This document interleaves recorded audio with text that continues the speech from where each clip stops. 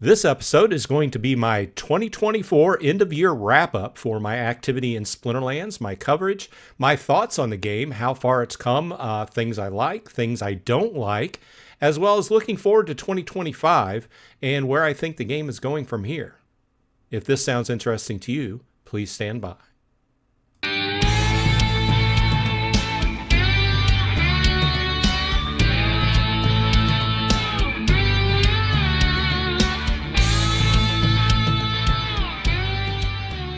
Hey, all you Splinterheads, welcome back. Bronze Dragon here, once again saying thanks for dropping by. I do appreciate your time. I say that at the beginning of every episode because I know time is just like money. You only have so much of it to spend, and I appreciate it when you spend it with me.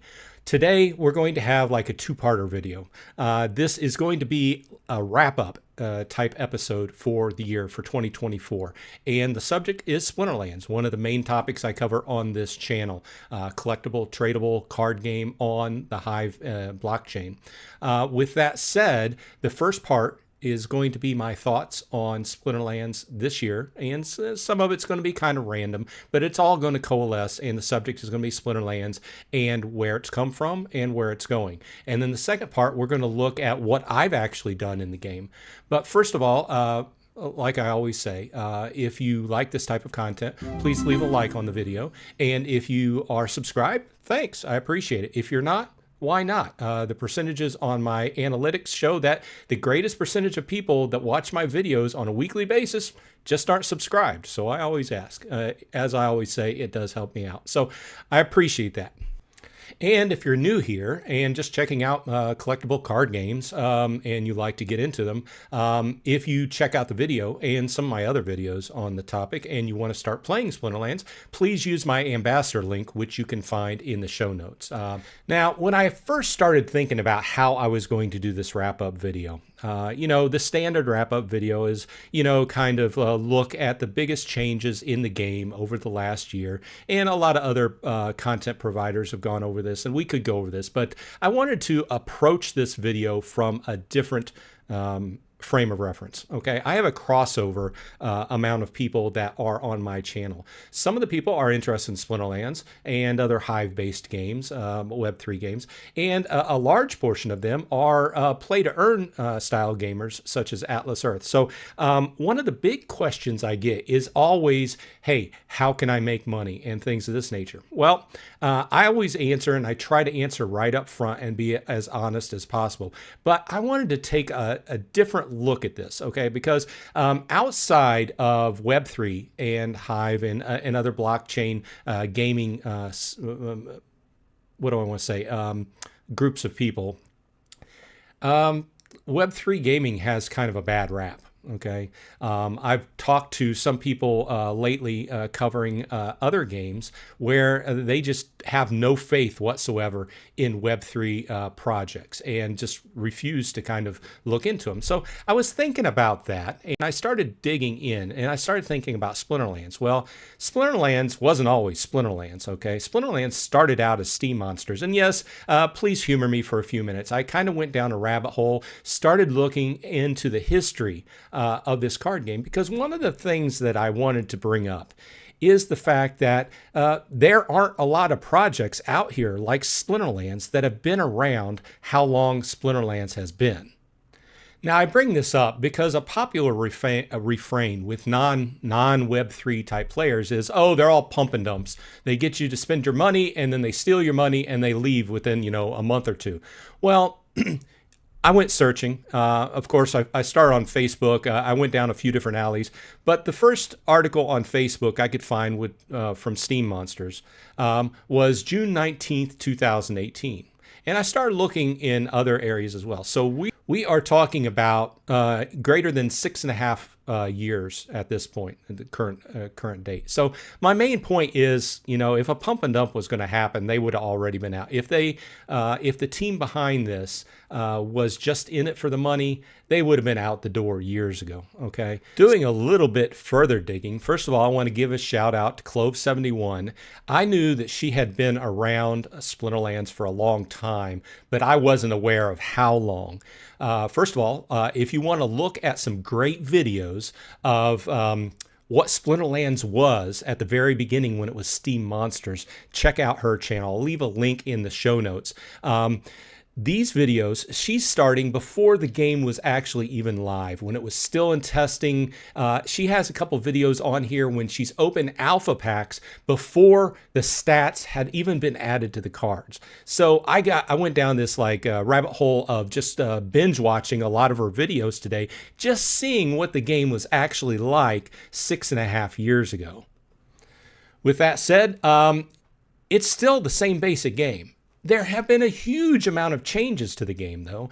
A huge amount of artwork changes and UI changes and bringing the game forward by leaps and bounds, making preparation for 2025 and going into the mobile market and everything.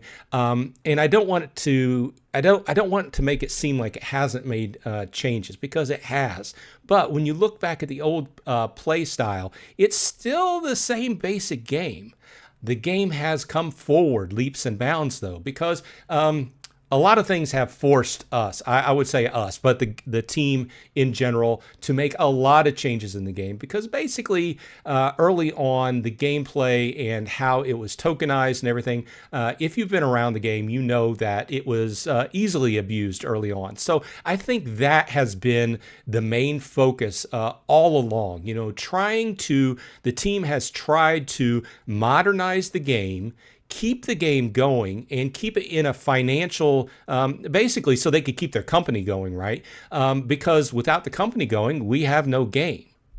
With that said, the changes that the company has made over the years have been very divisive. You can go on to the official Discord any day of the week and see people arguing about X, Y, Z in the game, okay? And you can go and you can look on the various DAO votes and everything. People in this community are very outspoken, I feel. That's what there's a big thing about this game, is that it is it's going into new territory. It has went into new territory. You don't see games that are doing what Splinterlands are doing. Now, recently, within the last year or two, yeah, there's been an onslaught of Web3 games that are doing very similar things to what Splinterlands have done, but Splinterlands, aka Steam Monsters, did it first. Now, do I agree with everything they've done? No. I voted no on a lot of things. Obviously, I don't have a lot of weight with my vote, but the voting is there. What other normal game, quote unquote, non-Web3 game, can you go out and you can vote on stuff that would dictate the general direction the game was going in? Most games, you can't do that. Most games, you don't hear from the development crew maybe once a month or something like that, if you're lucky to get an update on their website. You don't have the team that jumps on a live stream once or twice a month, depending upon what's going on, and converses with everybody and gives everybody a big dose of news about where the game's going, big decisions in the game, and lets people throw questions at them. That just does not happen in a regular game.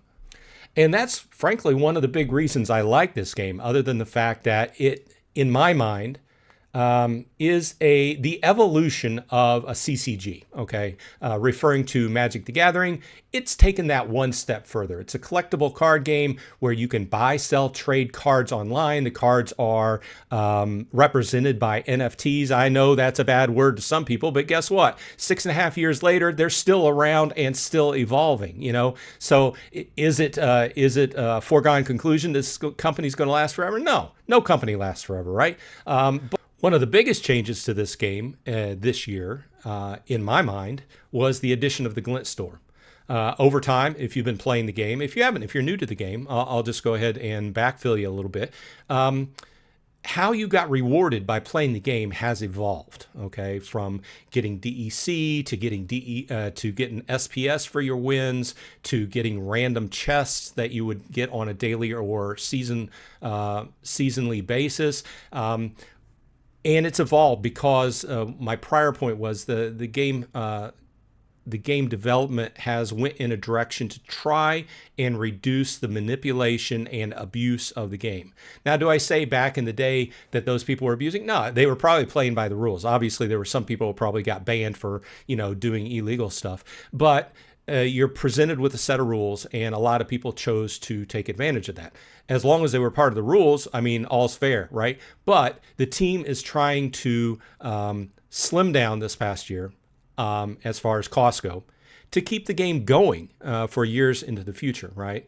At this point, the team members, as well as players, like I've been playing more than 3 years now, we're heavily invested into the game. So do I think that the game is an investment? I would say to new players, don't look at it as investment, because that's a big thing that people talk about coming from the play to earn type mindset. Hey, how much money can I make off this? Can you make some money? Yeah, you can make some money, but you're not going to make money if you don't put anything into the game. Buying cards, renting cards, buying SPS or renting SPS, etc. And that all comes from trying to make the game non-abusable, if that's a word, as possible, to keep the game going, right? I don't think it's in any nature trying to make anybody rich. In fact, I don't think any of these people that are working on the team are considered rich, right? But they can say that they've been working on a game that is their baby. They've put their whole life into this 6.5 years later. Can you think about from, I'm not a developer, but I work with several, a big group of them. Can you think of going from just being a developer on other people's projects to having your own project? And even if you're a developer, you're an artist, you're on Nate's team. Nate, I was checking out on the videos. Nate came along very early on as well to the team. So having something that you can put your name on that was your project just means something completely different than working on the development team of a larger development house, no matter what you say. So I guess to wrap that kind of conversation up, I think that they're doing their best to bring the game along and keep it going, right? Keep being able to pay their paychecks, keep being able to bring value to those people that buy into the game and play the game. So I feel that. Now, do I agree with everything? No, there's a lot of high-end cards that are way outside of my price range. But you know what? So be it. I can't afford everything. So like I said a few minutes ago, if I had to pinpoint it, the addition of the glint shop, where you earned glint in by your daily playing of the game, that you can go in and you can actually choose what you want to buy as far as rewards cards, random chests, which equate to basically like loot chests in other games, and various other things, was a very strong addition to the game. It made me, prior to that, I didn't pay a whole lot of attention to the game. I play in Wild. I have my 2 accounts played by ArchmageBot. So I can use up all of my energy on a daily basis and feel like I'm getting full value from the account. I also play live. I play all my brawls in 2 sets of brawls within my 2 different guilds on a weekly basis as well. So that's where I get my live play experience. Am I a great player? Am I an awesome player? No. Have I picked up a few tricks? Yeah. But my point is that this was a great addition to the game. And second to that, bringing back the random chests whenever you go up to the next tier, whenever you make your way up from gold 3, 2, 1, etc., and getting the random chests, I think that was a great addition, bringing back to the game as well, because everybody loves to open up a random chest or a random pack of cards, and I think that in combination, getting that random set of chests once in a while, like once or twice, possibly 3 times in a season if you're lucky, is a great addition to what I consider a really good addition to the game, which was the glint system.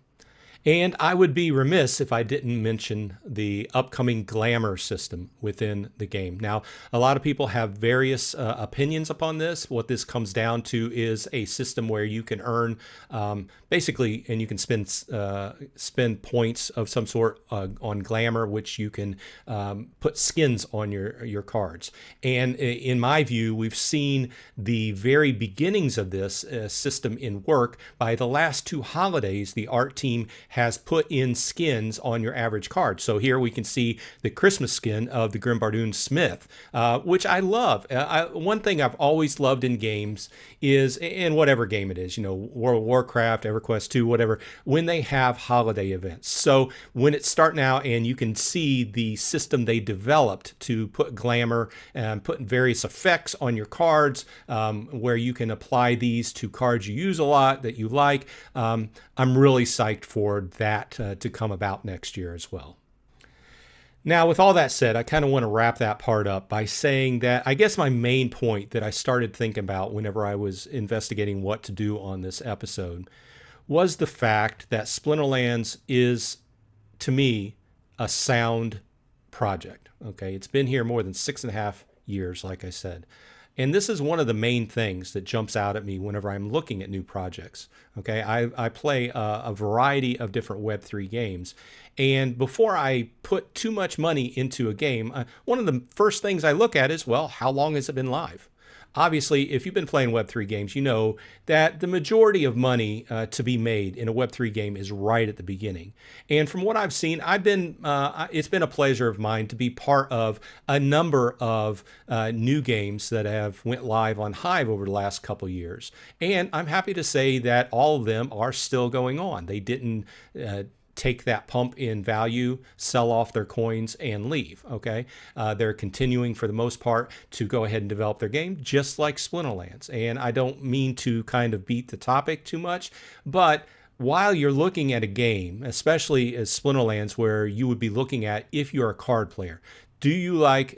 People ask me, should I start playing Splinterlands? Well, if the answer to that question is, do you like collectible card games? Yes, then yeah, you'd probably be interested in Splinterlands.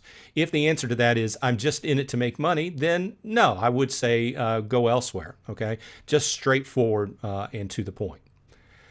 As I said, I don't agree with everything, all the changes they've made in the game. But with that said, I can logically see where a lot of the changes were made to help the project stay afloat, right? So I have two sides. One side of my opinion says, oh, what would I personally like as a low to mid-level player, right? And on the other side of my brain, I'm approaching it from kind of the journalist side of the point is, well, why are they making these choices, right? So with that said, let's go ahead and take a look at what I've actually done in the game this year.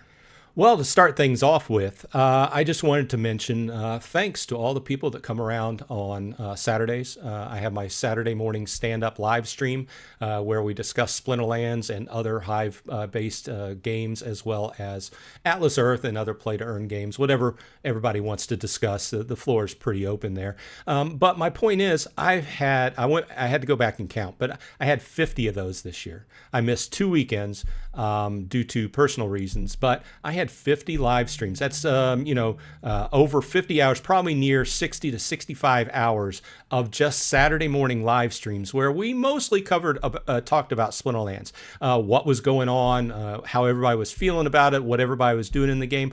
Plus, we capped the year off with 6 live streams dedicated on Sundays to just playing Splinterlands. We had a number of ghost card tournaments here ghost card matches in December, and we gave away hundreds of dollars worth of SPS and cards, and I appreciate everybody that participated and the people that sponsored those. But my point is, these are over and above the weekly videos that I do on Splinterlands as well. I usually average 1 to 2 Splinterlands videos a week, just depending upon what is going on, to keep people up to date, and also to sometimes do strategy, and also to kind of look at where my accounts are going. My idea behind that is to kind of give people, if you're relatively new to the game, give you an idea of where you could stand if you put a certain amount of money into the game or a certain amount of investment. So I'm not by no means on the top end, but I'm not a low end player either. So one of the biggest things that I've loved from my personal play perspective this year, is the addition of the Rebellion rewards card set. I was kind of like in a holding pattern. The greatest percentage of my deck is Chaos Legion, just like a lot of us, right? Due to the costs. I had gotten to a point where I wasn't buying a whole lot of cards. Okay. I had gotten to kind of a half to 3/4 point on the prior rewards card set, and I was still plugging along with them. But I by no means have a max level set of that reward card set. But when these came out, I found them very interesting. Obviously, new cards are interesting to dig in, and we're going to have a very interesting time in the changeover in April when Modern changes out and Chaos Legion comes out. There's been a lot of discussion upon this. You can check out, it's been a frequent topic of Gathering the Magics over on his channel. Shout out to him because he's brought to mind a few things, card buys that I've done this year. But a big change that I really love this year was addition to this set. And you can see that I'm really putting a lot of time and effort. I've been renting extra SPS on a seasonal basis.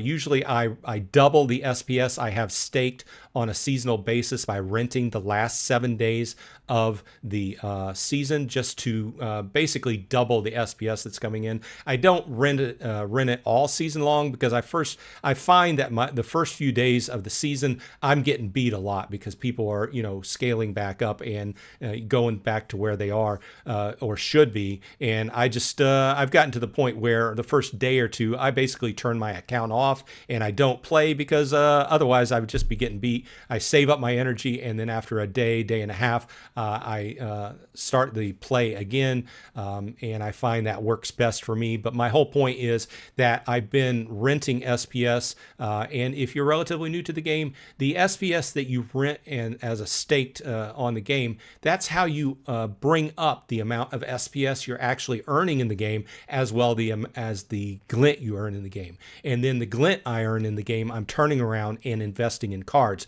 If you've watched some of my videos where I go into the shop, you'll know I've been concentrating hard on the epic draws because while the other cards are pretty cool, the legendaries have some cool additions, and as well as the rares, and there's a few real cool common cards in this set. I feel that the epics, let's go back to the epics within this set are the strength. But with that said, I've made pretty good progress since it's come out. As you can see, my epics are level 4, and obviously my legendaries are lower level because they're harder to get and a lot more expensive. But once again, thanks to the new glint system, we can focus in on what exactly we want to beef up in our account. And if you're relatively new to the game, this also, especially with what's coming down the road in 2025, the new set will also mesh well with the new types of packs where you can get in and you can get twice as much twice as many rare and commons in starter. I forget what the packs are called, but there's going to be a new pack that concentrates on just rare and common cards, and you basically get twice as many cards for the money. That, in combination with your rewards cards that you will be earning, can serve to really scale up and strengthen your deck in a quick manner, especially if you're also in a guild and playing in brawls and earning Gladius cards. Now, with that said, one of the big things I've done with my account this year is consistently, not every week, but a couple times a month, I will purchase SPS and put it into my staked column, okay? For prior reasons, earning more glint, earning more SPS. There's been, obviously, just like with any other token that's a Web3 token, there's going to be constant fluctuations. There's been ups, there's been downs, but what I found is a consistent buying, and not a lot at one time, but I've been able to, over the last year, bring my average staked SPS from like 60,000, more than doubled it over the last year. Okay. And this has helped bring up the amount of glint I earn and also bring up the amount of SPS I earn. Another gradual move, or series of moves, as it were, over the last year that I've made is I've brought the amount of plots of land I've owned from 10 to presently 17. And there's been a few that I've basically just jumped on because there was an attractive price. I don't have all my land staked out at this point, but I'm bringing this up because it's kind of like a part of the wrap up of my account over the last year. However, it's also looking forward to the early part of 2025 where, we've talked about the details of the next release in land, and I'm really looking forward to that. So if you're relatively new to the game, there's a whole nother separate part of the game in Splinterlands that is actually land. And I will have to, once that update comes out, do another series of videos on that, which I'm looking forward to. And for that matter, since we've had a series of updates to the game, as far as the ability to play free to play and all the moves they've made on the backside as far as bringing the coding up to date and changing the UI and kind of organizing it to go into the what do I want to say, organizing it so it presents better on mobile. Okay, and going towards their goal of next year at some point having another app, full-blown app, instead of just playing within a browser on mobile, have that app go live. So there's a lot of changes, and what I'm saying is I really need to go ahead and update some of the videos because people coming into new into the game. You'll have a fresh perspective and have a look at and some facts to go by. But with that said, I'm looking forward to where land's going with the next step in 2025. Now, with all that said, one thing that I haven't done a whole lot of is the buying of cards in 2024. Now, I haven't stopped. In fact, I probably averaged 1 or 2 card buys a week.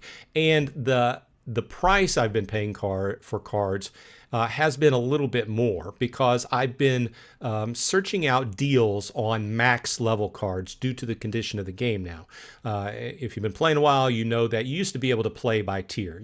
If you wanted to play in silver level, you could stop your cards at that level and play. And I liked that. But in the current situation within the game, it's all max level, and it basically behooves you to have max level cards where you can. Obviously, most of us don't have all that money to throw at the game, but with that said, over the last year, I've been looking for deals where I can find them of cool new cards as well as old cards, because I do kind of want to tinker with the new modern, but I feel like my accounts are still going to be played in wild because, hey, I like the old cards. I think they're cool, but you can see that, and I just have legendaries chosen because I've made certain selections, picked up cool new cards as well as old cards. Obviously, I'm a little bit, I love the dragon cards, right? Would I advise just picking up dragon cards to strengthen your deck?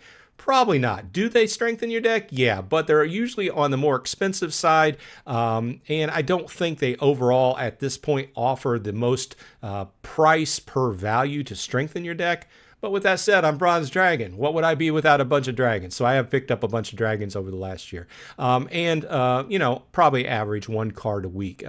But with that said, prior to this year, I bought a lot more cards. They were just a lot cheaper, especially in the Chaos Legion, where it's still relatively cheap to jump in. And if you're relatively new and have no problem with switching over to Wild versus Modern come April, then you can still get some great cards, Chaos Legion cards, for cheap right now. But like I said, a lot of people coming into the game, it's a little bit, you're still learning the game. Hey, what's modern? What's played in modern? What's played in wild? Why is there a fee in wild? So there's a lot of things going on and a lot of things they're working on. And I think that going into the new year, one of the other things that I'm looking forward to personally is the fact that the team now has somebody doing their marketing, and they have a new system coming out where the marketing of the game is going to do something with us YouTubers so that we can get kind of interact with our viewer base, play Splinterlands, get a little bit of interaction between the team and the game and the people that play it, get the word out, a little bit of advertising, and we will see what the full details are on that. But I'm looking forward to bringing that into my live streams. Now, if you're still with me after all this, I appreciate it. If you're new to the game and you have any questions, leave them in the comment section. We have a fair amount of people that play Splinterlands for a long time that frequent these videos, and one of us could probably answer it. If it's juicy enough, I'll feature it in a video and look into it for you. If you've been playing Splinterlands for a while, let me know in the comments what your favorite addition to the game this year was. And, on the flip side of that, if there's something you particularly didn't like, also let me know. I think that I'm looking forward to a lot of things in Splinterlands this next year. And like I said, if you're here to just primarily make money and don't necessarily like card games, I would say, try something else. But if you like good collectible card game, I would say Splinterlands is worth a try. And once again, use my ambassador code in the show notes if you want to start it. And like I said, let me know if you have any questions. I hope that everyone on your side is happy and healthy going into 2025. And hey, this has been Bronze Dragon. And once again, I'll see you in Splinterlands.